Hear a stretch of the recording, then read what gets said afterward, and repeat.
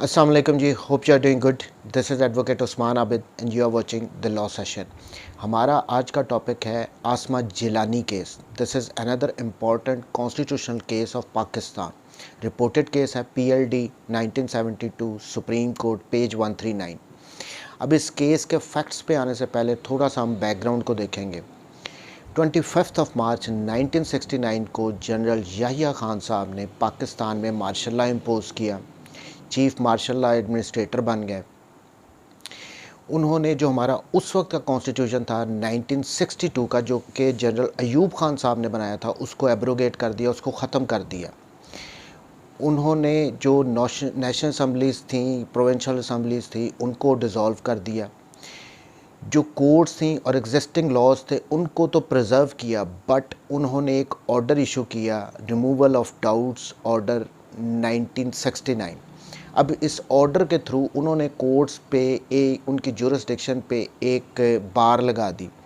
इस ऑर्डर के थ्रू उन्होंने कहा कि कोर्ट्स की कोई भी ऐसा ऑर्डर नहीं पास करेंगी, कोई भी ऐसी रिट इशू नहीं कर सकती जो कि वो आर्मी चीफ़ के ऑर्डर या उसके किसी एक्शन के अगेंस्ट पास करें। सो ये कदगन थी कि वो आर्मी चीफ़ या कोई भी बंदा जो कि उनकी अथॉरिटी के अंडर कोई ऑर्डर पास करे या कोई एक्शन करे तो उसको चैलेंज नहीं किया जा सकता था। उसकी वैलिडिटी को कोर्ट चेक नहीं कर सकती थी, कोर्ट की जुरिस्डिक्शन पे वहाँ पे बार थी।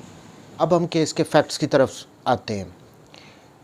दो रिट पिटिशंस फ़ाइल की गई। पहली रिट पिटिशन फ़ाइल की गई थी आसमा जिलानी साहिबा की तरफ से पंजाब हाई कोर्ट में for the release of her father Malik Ghulam Jilani साहब की रिलीज़ के लिए, जो कि लाहौर में एडवोकेट थे। दूसरी रिट पिटिशन फ़ाइल की गई थी ज़रीना गोहर साहिबा की तरफ से for release of her husband Altaf Gohar साहब, उनकी डिटेंशन के अगेंस्ट ये रिट पिटिशन फ़ाइल की गई थी। इन दोनों को जनरल याहिया खान साहब ने डिटेंशन में रखा था, अरेस्ट किया था under martial law regulation number 78 of 1971।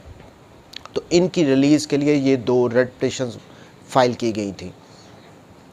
अब जो ये दोनों रिट पिटिशंस थी, पंजाब हाई कोर्ट ने भी और सिंध हाई कोर्ट ने भी, दोनों ने डिसमिस कर दी ऑन द ग्राउंड के उनके पास जुरिस्डिक्शन ही नहीं है, क्योंकि जो ऑर्डर पास किया गया था रिमूवल ऑफ डाउट्स ऑर्डर 1969, उसमें बार लगा दी गई थी कि वो इस आर्मी चीफ़ के किसी भी ऑर्डर को चैलेंज नहीं किया जा सकता। सो इस ऑर्डर की वजह से कोर्ट्स के पास जुरिस्डिक्शन नहीं है और उन्होंने दोनों रिट पिटिशंस को डिसमिस कर दिया।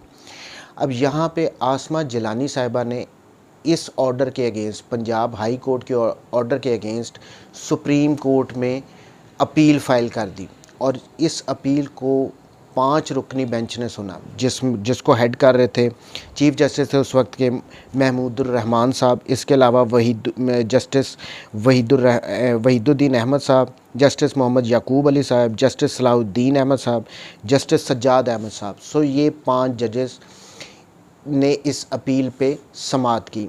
अब जो प्राइम क्वेश्चन था सुप्रीम कोर्ट के सामने वो ये था कि क्या कोर्ट्स के पास जुरिस्डिक्शन है कि वो इस पे ऑर्डर पास कर सके, क्योंकि वो उन्होंने देखना था कि क्या ये बार जो थी, जो ऑर्डर पास किया गया था रिमूवल ऑफ डाउट्स ऑर्डर 1969, क्या वो वैलिड ऑर्डर है, उसके थ्रू जो बार लगाई गई है वो सही लगाई गई है, नहीं लगाई गई। सेकंड क्वेश्चन जो था वो ये था कि क्या डोसो केस में जो जजमेंट दी गई थी वो करेक्ट थी या नहीं थी, क्योंकि यहाँ पे गवर्नमेंट की तरफ से उस जजमेंट पे रिलाई किया गया था। अब डोसो केस को हम ऑलरेडी डिस्कस कर चुके हैं। ब्रीफली अगर उसको देखें तो डोसो केस में चीफ जस्टिस मुनीर साहब ने जो मार्शल लॉ लगाया गया था जनरल अयूब खान की तरफ से, उसको वैलिडेट कर दिया था और उन्होंने रिलाई किया था कैल्सन थ्योरी पे। अब कैल्सन थ्योरी ये थी कि अगर कोई चेंज किसी कॉन्स्टिट्यूशन में आ जाए, किसी गवर्नमेंट में आ जाए और उसको रेजिस्ट ना किया जाए तो वो रेवोल्यूशन जो है वो सक्सेसफुल होगी और वो इंटरनेशनली रिकग्नाइज़ की जाती है। प्लस इस वक्त ज़रूरत थी मार्शल लॉ की, इसलिए जो जनरल अयूब खान साहब ने मार्शल लॉ लगाया है वो ठीक लगाया। तो ये 200 केस की जजमेंट थी। अब जो इस पे जजमेंट दी गई आसमा जिलानी साहिबा के केस में, वो एक बहुत ही ब्रेव, बड़ी ब्रिलियंट जजमेंट दी गई थी मेरी ओपिनियन में।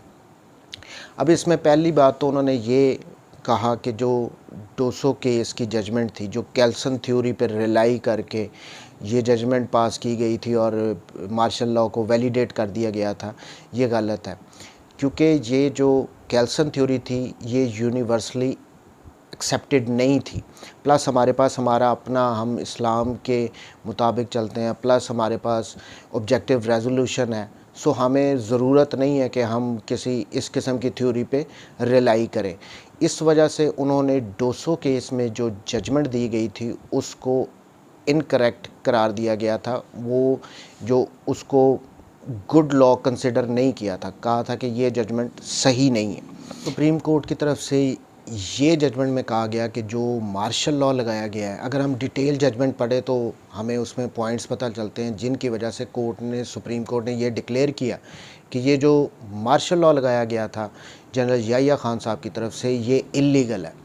सो अगर मार्शल लॉ इलीगल है तो जितने भी रेगुलेशंस और ऑर्डर्स पास किए गए हैं वो ऑटोमेटिकली इलीगल हो जाते हैं। सो जो ये डिटेंशन की गई थी under martial law regulation number 78 of 1971, ये नल एंड वाइड डिक्लेयर हो गया।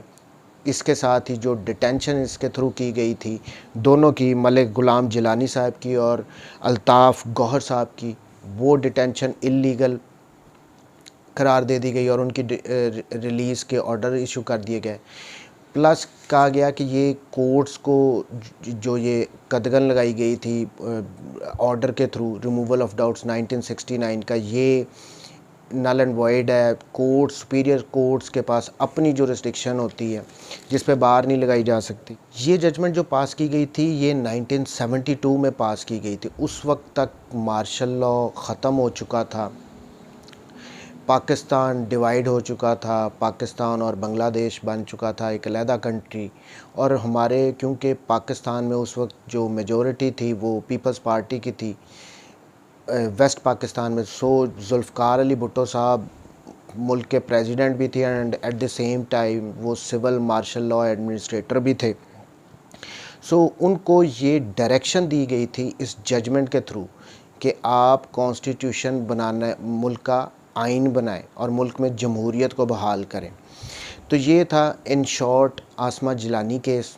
इसमें जो मार्शल लॉ लगाया गया था उसको इलीगल करार दिया गया था और फिर जो डिटेंशंस थी वो उनको इलीगल करार दिया गया था और डायरेक्शन दी गई थी गवर्नमेंट को कि आप अपने मुल्क का कॉन्स्टिट्यूशन बनाएं।